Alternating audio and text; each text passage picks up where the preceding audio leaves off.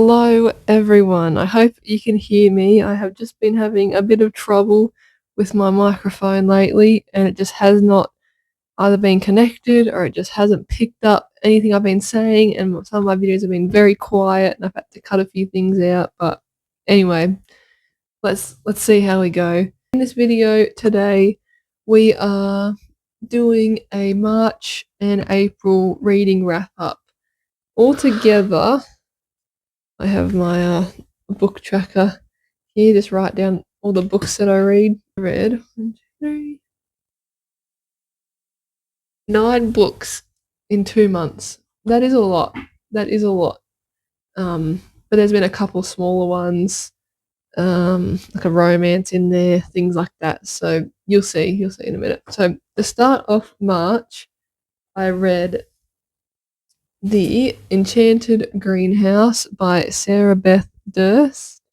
This is the sequel, the second book after The Spell Shop, and I love these books. Like, this is a cozy fantasy. It's really nice escapism. I absolutely adore the covers. If you see my last video where I talked about The Spell Shop, you know I just absolutely love that cover so much. So I had to get it anyway. Like, I love that book anyway, but I just had to get the next one. So in this one we get Toulouse story.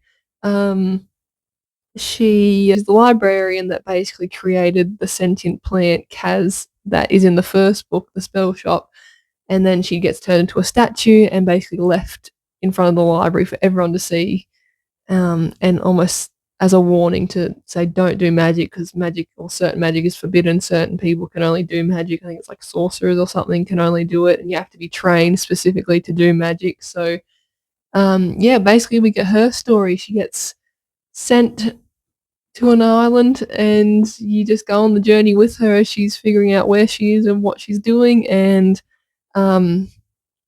what's kind of going on with these greenhouses and how she can fix it. So it's very good. It's, I guess I would kind of describe it as a bit of a grumpy sunshine, but he's not really grumpy. Yarrow has basically been the only man on this island for a long time. You basically get the backstory and everything, so I won't spoil it for you.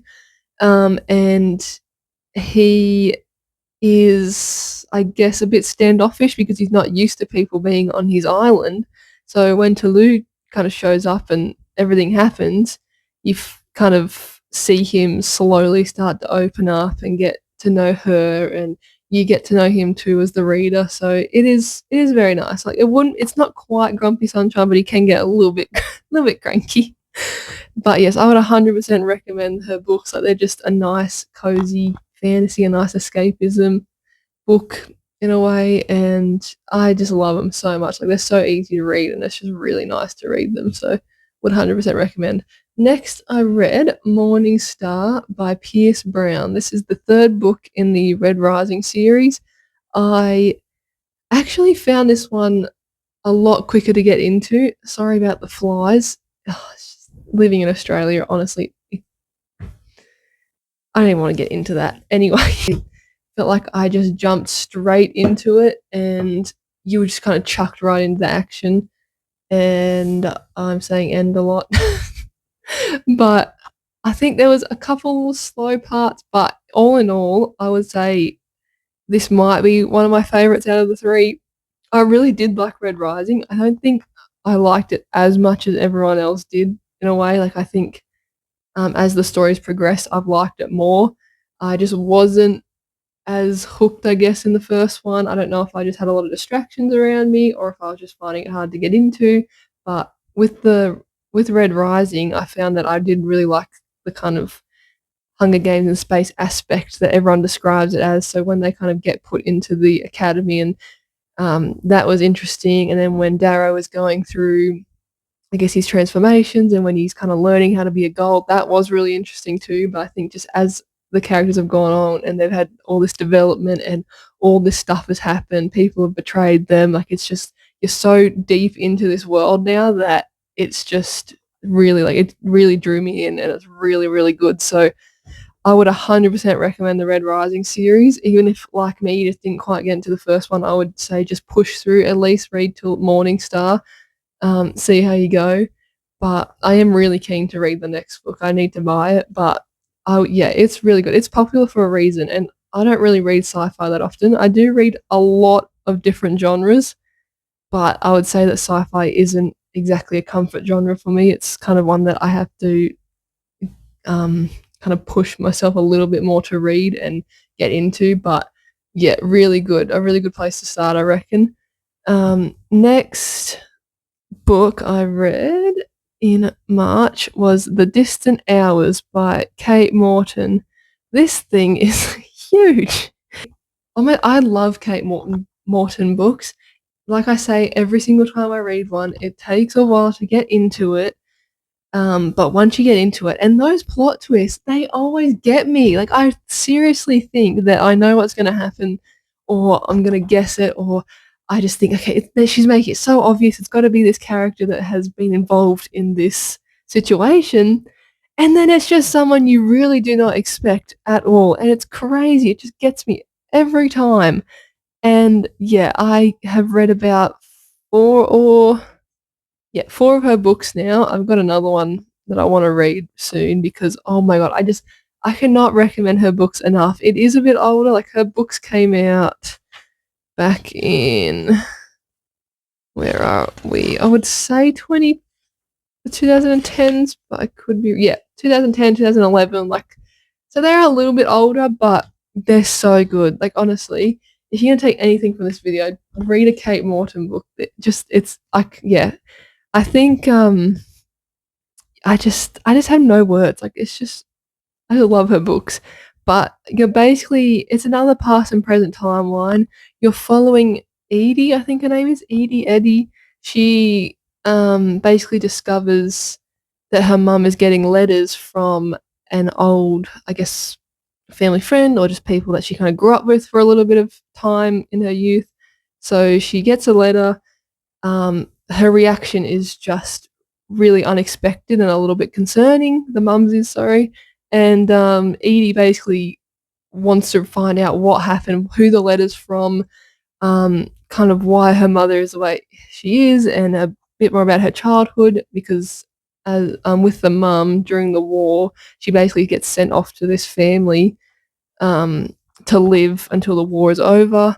And there's all these dark secrets and these reveals and just twists and turns, and you're just constantly finding out information about these 3 Blythe sisters who live at Milderhurst Castle. So yeah, you're getting all the information about that, and it's just like you just don't know why these sisters are the way they are. Like, they're all together, none of them married, none of them left the castle. Um, the dad is an author, so there's a famous book that he wrote that is kind of inspired by events that happen at the castle, and then there's a backstory to that book and the family. So you're just finding out a lot about this family, and it's very interesting. It keeps you on your toes for sure. Then next, after the distant hours, I read Before the Coffee Gets Cold: Tales from the Cafe by Toshikazu. I feel so I feel like I butcher these names really, really badly, and I'm really sorry. But yes, this is the second book after Before the Coffee Gets Cold. Um, it's following a few of the same characters, mainly the ones that work at the cafe, but there is also a few newer characters, and they are kind of connected to old characters in the first one, so I did find that pretty interesting. And same as the first one, it's basically going through so many different short stories about people going to the cafe and meeting someone from their past, and they have to come back to the present before their coffee gets cold. And these stories always get me. They are so just heartwarming, and some of them just can be really sad, and they can make me cry a little bit, but it's just yeah, it's really like it's such a good book to read. Like, I would highly recommend these books. They're really short, and it just kind of makes you think. Like, it is a bit eye opening. It kind of makes you step back and think about your life and um I guess, how you're feeling in the moment. It can kinda connect you to your emotions a little bit more, so, yeah, definitely a book I would recommend. Like I said, they're pretty short, so it really doesn't take long to read at all, but you're getting, like, this all these stories and all these people's perspectives, and it can be nice to read. So, yes, would recommend. And then I read, this is still in March, I read People We Meet on Vacation by Emily Henry. There's not much to say about this because it is so popular and it's all over TikTok and everything, but you're basically following Poppy and Alex as they go on they meet at college, they basically organise to go on a vacation, and then after that, they say every single year for 1 week, they'll go on vacation somewhere around the world. So, they've done that for a very long time, and of course, there's one vacation that just seems to spoil everything, and Poppy tries to organise one last vacation just to see if they can get back to being best friends and just how they were before. And obviously, a bit of a romance ensues, and you follow that. You follow their past and their present timeline. So that is very interesting. You get to go see how they are and worse, I guess, in their other holidays and kind of what happened, what kind of broke them up a little bit. So it's really good. I mean, it's so good, like, it's Emily Henry, like, I just have nothing to say, like, I obviously recommend an Emily Henry book, like, it's so easy to read, and it's a fun romance, and I watched the movie. I think they definitely got it's like they used the book as inspiration and not exactly copied from the book, which I did find a bit interesting, but then there were specific scenes in the book that were in the movie, so I did actually like it. I liked the actors that, got chosen for the characters. I think that they were a really good fit, actually, and, yeah, I'd probably actually recommend watching the movie and reading the book, but if you're gonna just choose one, I'd probably read the book, honestly. But yes, and then anyway, the last book I read in March was Serpent and Dove by Shelby Morin. I don't know how to pronounce her name, sorry. But this was interesting. This I actually really liked Serpent and Dove. This has been sitting on my shelf for so long. I kid you not, it has been on my shelf for so long. And I've been putting it off. Like I put it off for a long time and I just didn't know why. I thought, oh, like, I do want to read it because 'cause I'd heard actually some good things about it, but I was really just on the fence about it. I mean, it's a witch and a witch hunter. It's a little bit of a fantasy. You got your magic system and everything, and, basically, the witch and the witch hunter are bound in holy matrimony. They get married, but I won't say why or how or what happens because that'll be a bit of a spoiler, but basically, you've got these 2 very strong-headed characters that are now together, forced proximity, all that sort of stuff. And yeah, it was really good. It was so good learning about Lou's the witch and Reed is the witch hunter, and you're just following their story. And um, yeah, as I said, it's an enemies to lovers. It's kind of self-explanatory in a way, but I don't want to give anything away either. But yeah, for some reason, I really, really loved this one. I just really did. So I thought, like, I had really high hopes for the rest of the series. But then in April, I started Blood and Honey. So this is the second book in the Serpent and Dove series. I I guess I was slightly disappointed in this one. Like, I still really liked it. It just was slower for me. It just didn't hit quite as hard as the first book. I don't know why. I don't know if I just needed a break from them, but I pushed through and I kept reading it, and it had a very interesting ending. I think okay, so it's been about an hour or so since I was filming because my microphone cut off, and I mean, you could hear me, but I know it's better off if I just refilm the last few books and yeah, so you can hear me. And I've had a shower and I use charcoal face scrub, and now my eyebrows are way, are way darker than usual. So just ignore that. It looks like I've drawn my eyebrows on, but it's not. It's charcoal from the scrub. Anyway, what I was saying before the microphone got cut basically was that Blood and Honey ended on a bit of a cliffhanger, and I was still pretty hooked, like, at least halfway through the book till the end, I was pretty hooked. It was a bit slow to start off with, and as I said, not quite a filler book because 'cause you're getting a lot of information, but definitely important to the story because there is a few things that come out and a few kind of plot twists and stuff that happen, and there is development with Lou and Reed's relationship too, and yeah, they go through a lot of challenges in this series. So, as I said, slow burn, very intense, very interesting. I feel kind of bad for them, but anyway. And then I read Gods and Monsters. This is the last book in the Serpent and Dove series. I it took me a while to read this one, not gonna lie. I feel like just Surfer and Dove went so quick. I read it in about 3 days, I think, and then Blood and Honey took a couple more days, and then Gods and Monsters took another couple more days because it just kind of slowed down a bit for me. But obviously, this is kind of where everything comes to a head, everything happens. This is the final book in the whole series, so it's intense, it's pretty action packed, it's oh, also in Blood and Honey, there was a sad part, which I feel like I should have cried in more, but I think there was just some characters that I just wasn't quite emotionally attached to. So when something happened to them, I wasn't as sad as I'm probably supposed to be. Um, so yeah, there was a little bit of a sad moment in the second book, and then just I don't know, it was just a lot. It was a lot to take in. I did like the French words that were scattered throughout the series. I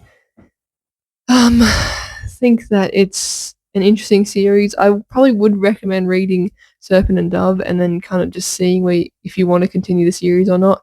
But as I said, the first one was amazing. The second one was not as bad, and the third one was pretty good, just pretty slow as well, I would say. And their Reed and Lou's relationship kind of has its final challenges in this book. So you just it's just a lot. Like there's a lot happening, and yeah, it's really. I just don't really have much to say honestly about it. It was okay. I didn't mind. Then I read Welcome to the Hayunem Dong Bookshop, I think is how you say it, by that author. I This is literally one of my new favorite books ever. I love this book so much. It's so good. Basically, you're following our main character. I'm gonna butcher that. So we're following our main character. She has bought a bookshop and a cafe, and you're basically following her on this journey as she hires her first barista. As the community starts to come in slowly, suss out the books, suss out the coffee, and it kind of just becomes this nice, warm, welcome place where a lot of people come and you get introduced to new characters and there's friendships that form, and they ask a lot of deep questions in this book too, and there's a lot of talk about people who don't know what they want to do in life, they feel lost, and they feel like they've tried jobs and they're just not quite what they expect, or they go to uni or they study for a job and they get into it and they don't want to do it anymore. So it's just people feeling lost and trying to figure out what makes them happy, things that they want to do in life. And it's very eye opening and it's very heartwarming too. Like I just really, really love this, and I like it's just made me want to own my own bookshop and cafe. Honestly, like a lot of book girlies, I guess, the dream. But yeah, it was so inspiring and eye opening, and I just really, really loved it, and I would 100% recommend. It's got quite a bit of mixed reviews. Like a lot of people don't quite like it, and then you've got the other half that really, really love it, like I do. So it is a bit of a hit or miss. It might just not be for you at the time, but yeah, it would be really nice if obviously all of us could experience having a job or just doing something that we absolutely love doing. And unfortunately, that's not always the case for some people. Like I think if you have the opportunity to explore what you want to do and different jobs and things like that, you probably should take it, even if it's just a hobby or a side business, anything like that. Like it just, you've only got one life. Like you've got to enjoy it. And if you're doing something you're not enjoying and you have that chance to do something you love or you can work towards it, then you should just go for it. Honestly, like this just makes you want to work with books. Like I did work placement at a library, because I'm studying a diploma of library and information services, and I fell in love with it. I loved working at the library, and I would really, really love to go back there and just continue working around books and just working with the community and helping people and just spreading literature and just how much it can help people, and it's just how inspiring it is too. Like, it's just, there's so much like you can take from a book, and I took a lot from this book, and I just can't exactly put it into words how it made me feel, but I just 100% recommend it. Like, this is almost my favorite book of all time. Like, this is a 6-star book for me. And then I am currently in the middle of The Fires of Heaven, which is the 5th book in the Wheel of Time series, and I am 400 pages in. I think I'm like 50 or 30 pages away from being halfway, so I'm definitely not going to finish it by today. Obviously not. Like, imagine. Can you imagine? I think, though, all I will say at the moment, because I will leave my final thoughts for my next wrap-up video, but I think this has drawn me in a lot more. I feel like the story is flowing so nicely. Like, I'm just pulled in every time I pick up the book. I'm not really getting bored at all, and I'm just a lot more interested. I think it's taken a few books for me to really want to dive into the series and to really start to like it. Like, this is the 5th book. It's taken me this long to like really get into this series and like connect to the characters. I think I connected a lot to Perrin, Matt, and Rand, obviously, because the first few books kind of focus on them. But now you're getting, like, honestly, by like the 2nd and the 3rd book, you get so many names, so many places, just so many rules with the magic system come out. Like, you got people who are good, people who are bad. You got people who are bad, but they're on the side of good. Like, it's so complicated and so complex, but it's so worth it, and I just want to keep going. I got the 6th book on my TBR pile, like my next pile, so we're going to try and smash through a few more of these books this year, but I am also trying to take my time as well, like a bit contradicting. I know I'm trying to smash through the books, but I'm also taking my time because I'm finding that I was getting to the point where I'm like, oh my god, I have to track the book I'm reading every single day, and I have to read every day. Or, oh my god, I only read 10 pages today. Like, what am I doing? I should be reading like 100 pages a day. It's just crazy. It was just getting really, really intense, really hectic, and just really like stressful, basically.